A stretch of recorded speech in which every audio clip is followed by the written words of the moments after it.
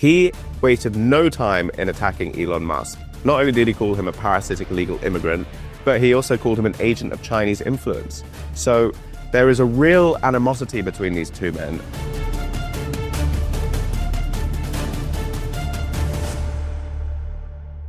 All right, welcome to Undercurrents. Happy Tuesday. Today's guest is James Billot. Make sure to subscribe over at undercurrents.tv. Join the Undercurrents community. It's just $1 for your first month. You get premium paywalled only episodes, so those are great. Head on over if you're interested. In the meantime, subscribe wherever you download your podcasts. Subscribe on YouTube if you're watching there. Now let's get on to the news, because our own James Billot spent over an hour with Steve Bannon last week. And if you read your playbook this morning, Politico Playbook, you saw James, who was featured in Politico's playbook because he reported, I'm going to read from Playbook here, speaking of UnHerd's James Billot, Steve Bannon describes Elon Musk as, quote, a parasitic illegal immigrant who, quote, wants to impose his freak experiments and play act as God without any respect for the country's history, values, or traditions. Playbook goes on to say, which is pretty strong, Bannon also describes the Department of Government Efficiency's work thus far as, quote, performative, and demands massive cuts to the U.S. defense budget as the next step. One final piece of news that Playbook noted, but if you read James's piece, which you absolutely should over at unherd.com, one final piece of news that you get from this is Bannon is pushing Trump to run for another term. That would put him at 3 terms. Bannon is trying to work out the constitutional arrangement for what that would look like. So on that note, James Billot, thanks for joining Undercurrents this morning with your scoops. Thank you for bringing me on. Great to be back. Yeah, now tell us just a little bit before we get into what Bannon said, a little bit about how he said it. Where were you? What were your interactions with Steve Bannon like? So Steve Bannon was actually familiar with UnHerd. He said that though he liked the publication, we weren't with him. I wasn't entirely sure what he meant by that, but he invited me to his studio, which is where Breitbart used to be based. He's been there for 14 years. It's this beautiful DC townhouse that is less than a mile away from the Supreme Court. So perfectly placed. And it's a quite an interesting spot to launch this sort of right-wing insurgency with the establishment right next door, which I guess with a wink and a nudge is exactly what he's trying to do. Funny. Okay, so what's the studio look like? Just to get into some of this. Because, by the way, Steve Bannon, I think one of the least understood or least appreciated podcasts in Washington, D.C. is War Room. Now, if you are a Republican congressman, you appreciate the power of War Room because you get calls. They will flood. Those listeners will organize calls that flood your office if you don't go along with something that Steve Bannon is pushing really hard. So all that is to say, War Room is very, very popular outside of Washington, D.C. and sort of middle America, and it's very powerful. So is it basically, and you're saying it's run out of the townhouse? Well, just in terms of the aesthetics, the studio is a complete mess. There are Financial Times papers, Wall Street journals, archival documents, memorabilia, religious icons. Everything is all over the place. I think just that like our studio is just how Steve Bannon likes to operate, to be honest. But you make an excellent point. The War Room podcast is beamed out to hundreds of thousands of listeners every 6 days a week. And just to give you an idea of just how influential it is, you do get a lot of figures going all the way up to the Senate, whether it's Josh Hawley and other people coming onto the show to talk to Steve Bannon, because like him or loathe him, Steve Bannon is probably the best exponent of that grassroots MAGA populism that we have come to associate with the Trump administration. Less so Trump 2, but very much so in Trump 1. And he was the real architect of piercing that blue wall in Michigan, Wisconsin, all across the Midwest in 2016 that brought Trump to the White House in the first place. So he is an excellent person to interview for a better understanding of what's going on inside the MAGA grassroots, but also what we might be able to learn about where the Trump administration is going, something he's very keen to emphasize in a lot of his commentary. Well, I think there were 3 big takeaways or 3 big things he said in this interview. And the first is going in on Elon Musk. That's not new. Like, he's been attacking Elon Musk, but the way he described Musk in his interview with you, a parasitic illegal immigrant who wants to impose his freak experiments and play act as God without any respect for the country's history, values, or traditions. Then secondly, him calling Doge performative, thusly, is very interesting. And thirdly, the potential of a third term. So let's start with his descriptions of Elon Musk, James. What did you ask him to provoke that response? And tell us a little bit more about what he said. Have you ever been the victim of a data breach? I know I have, recently actually, and let me tell you, it's infuriating. It's bad enough that big companies are careless with our personal information, but what really gets me, they never seem to face any real consequences for it. Meanwhile, no one is putting in any effort to actually protect our privacy from American companies that profit off of our data. That's why I don't leave my online security up to chance. I use Aura, today's sponsor, to keep my information safe. Because, let's be honest, no one else is going to do it for us. Aura does the hard work for me. First, they track down data brokers who are selling my personal information and submit opt-out requests on my behalf. Give it a few weeks, and I actually stop seeing my info pop up in search results, which means less spam, fewer robocalls, and more control over my data. Aura also monitors the dark web around the clock and alerts me if my personal details, like passwords or social security numbers, are floating around where they shouldn't be.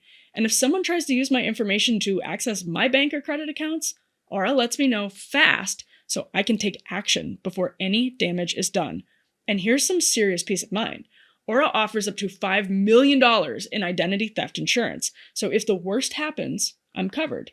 Oh, and did I mention Aura includes a VPN with 100 plus virtual locations, so whether I'm working remotely or just trying to keep my browsing private, I know my connection is secure. Does your current VPN offer all of this? I didn't think so. Stop leaving yourself vulnerable to data breaches and data brokers. Go to aura.com/undercurrents to try Aura free for 14 days. That's enough time to find out just how much of your personal information is already exposed and take the first step to locking it down. Stay safe out there. Well, one of the things I'm really interested in exploring is how the MAGA coalition has evolved from what it looked like in 2016 to what it looks like in 2024. We are now shorn of those establishment rhino figures, those neoconservatives like John Bolton, but we have evolved into something completely different. We have the MAHA crew, the Make America Healthy Again, represented by the new Health and Human Services Secretary, Robert F. Kennedy. And then we have people like Tulsi. We also have the techies, as J.D. Vance actually called it, and the tech right, who over the last few months in 2024 started to pivot quite noticeably towards the right and Donald Trump, spearheaded by, obviously, the world's richest man, Elon Musk. So I was really intrigued to see with Steve Bannon exactly how he felt about the introduction of this group into his coalition, one that he has basically ran, or at least been a leader of the movement in, for the past 8 or so years.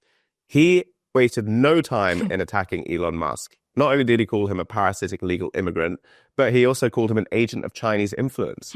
So there is a real animosity between these two men. And by the way, Elon Musk has so far limited his response to just one tweet, which was, Bannon is a great talker, not a great doer.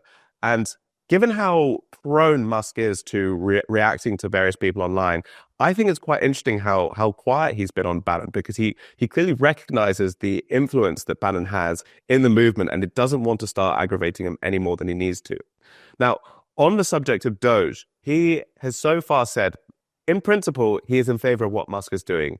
The deep state, the federal bureaucracy, the administrative state, what he calls the Praetorian Guard, he is desperate for that to be rooted out in every single way possible. However, he has so far been, and by the way, we're only about 30 days into this administration, he has been disappointed by the cuts that have been demonstrated by Musk. So one of the passages he said was, Doge is sitting there with the budget, referring to this House panel budget blueprint that's coming out, and saying, where the F are the Doge cuts? We're 30 days away from approving the budget for the entire year, with $2 trillion already baked in, and not one penny has come from anything that Doge found. It's ludicrous. So while Bannon does see a use for Doge, he calls, and Musk, by the way, calling it armor-piercing shell that's delivering blunt force trauma against the administrative state, he is frustrated by the pace at which it's moving. Just those metaphors you used sound somewhat, I don't know, violent. It's kind of interesting to hear obviously his show is called War Room. He clearly thinks about this not just as a war on the left, but even his comment about how UnHerd is not with them. That's really speaking about the movement. It seems like he has a fairly Manichaean approach to this battle. Absolutely. And let's not forget, Steve Bannon is a Navy man, and the way he speaks on his podcast, it's somewhere between street preacher and military general barking out orders to his soldiers. And I can see why he has this bunker mentality. The man did just spend 4 months in prison for refusing to adhere to a congressional subpoena. And he just pled guilty to another case regarding border wall funding just 2 weeks before. So I completely see why he has this view of the world. And yeah, he does see it as a black and white winner takes all approach. And even with people in his own side, he is very suspicious of sleeper cells, controlled opposition, anyone that threatens to wrest control of his grassroots MAGA movement away from the Trump presidency. What do you mean by sleeper cells? That's actually quite interesting. Is that sort of how he maybe sees Elon Musk or the tech bros, or is that talking more about like a Robert F. Kennedy Jr. who does, want big, quote unquote, big government in some respect? No, he has completely dispensed with any criticism of Robert F. Kennedy. He thinks Kennedy is just the greatest thing since sliced bread. He thinks the addition to his mega coalition and his place in the health bureaucracy will really take it on, particularly after the vaccine and COVID fallout that happened after 2020. So he is very much in favor of Robert F. Kennedy. He does not view in Musk in remotely the same light. And like I said, he called him an agent of Chinese influence. So there is clearly a very deep suspicion of what Musk represents, and also other tech bros like Mark Andreessen. He made it very clear that these people were progressive Democrats until somewhere after 11 p.m. on November 5th, when Pennsylvania fell in 2024. He does not trust these people. And while he thinks they serve a purpose at the moment, he is waiting to pounce that moment, one of those three red lines he crosses: China, AI, visas, before he really starts pushing Trump to get rid of these people. But for now, he's waiting to see what unfolds. And he talked about this in your interview, sort of in the sense that we've talked about who's winning, Trump or the tech bros. Has Trump conquered the tech bros, or have the tech bros conquered Trump? The word that Bannon used to you is, quote, wrangle. He's happy, you write, for the president to, quote, wrangle the tech bros. Bannon says, the enemy of the enemy is my friend. This country is being destroyed by the Praetorian Guard of the administrative state. Elon is helping expose this. Some may look at that and say Elon Musk could be he could be the Praetorian Guard of the administrative state. If this is Manichaean, the enemy of your enemy being your friend gets complicated when you start winning, I guess. So I'm wondering if you could say a little bit more about that, James. Some of his metaphors got a bit confusing at some points. There were times where he compared the Trump Days of Thunder to German blitzkrieg tactics in the 1940s. But then he started talking about Churchill forming an alliance with Russia and how you have to make these unholy alliances to win the war. So you kind of have to pass through some of these analogies. But I think the thing to watch with Musk is his real challenge was to make sure you cross the Potomac and start investigating the Pentagon. If Musk can do that, then Bannon will take that as a sign that Musk is serious about rooting out the corruption, the fraud, and any other kind of waste that's going on inside the federal bureaucracy. Because defense is where Musk has a lot of contracts himself. I mean, he is one of the largest defense contractors. It can't be lost on anyone that one of the world's largest defense contractors is now auditing the defense industry. But Bannon, for the time being, is happy to wait and see what happens with this. And if the time passes, I mean, let's not forget Doge has an expiration date in about a year's time. If he hasn't achieved anything in those 12 months, then Bannon will start coming after him. And I really would not dismiss the influence of Bannon here. He might not be in the White House, but like I said, hundreds of thousands of listeners on his War Room podcast each day. Many connections on not only the Capitol Hill, but the White House as well. He had a call from Russ Vought somewhere before our interview with him. So we really can't dismiss the influence that Bannon has. And I know that Trump watches it and he feeds back a lot of the stuff to Bannon. So to be clear, Russ called Steve Bannon. They were on the phone before you started speaking? Yeah, and he did this again before a Wall Street Journal interview as well. And the Wall Street Journal reported that basically Bannon reminded that Vought, he was the boss, not Musk, and he should be asserting himself a bit more authoritatively. There's also Mike Davis that he referred to at the White House Counsel, Gail Slater on antitrust, Neil Ferguson at the FTC. So he's really keen to say that the populists have people in power. It's not just one-way traffic for the tech right. And Trump is sending a signal. This is Bannon's words. Trump is sending a signal to those tech bros saying, you don't owe me, you're not my master. This is a huge signal towards those people. Well, previous Undercurrent guest Batya Ungar-Sargon reported in Newsweek, must have been a month or two ago, that after Bannon had first started going in on Elon Musk, someone close to Bannon mentioned that the White House hadn't told him to stop, or the president hadn't told him, president-elect at that time hadn't told him to stop, and they found that rather noteworthy. So James, tell us more. I can't say how powerful that link, even that he's like regularly talking to Russ Vought. Russ is the head of the Office of Management and Budget, once again, which he's now also in charge of CFPB because of that. Doge is doing a lot of its efforts through OMB because that's what controls the purse strings. That's what controls the congressional appropriations that are at the center of this fight over executive power. Russ believes that executive power has been atrophying, which is different from a lot of conservative complaints about the imperial presidency under Barack Obama and George Bush and other presidents. He believes actually the executive needs to wield more of its power over these cabinet agencies. And so Steve Bannon being in close contact with Russ is really significant. It sounds, James, to me like he may have more power from outside the White House than he did when he actually worked for the White House in Trump's first term. I think that's entirely plausible. It's very easy to forget just how chaotic and dysfunctional Trump 1 was. We had the Kushner set, the Bannon set, who along with Stephen Miller would work on their own little faction.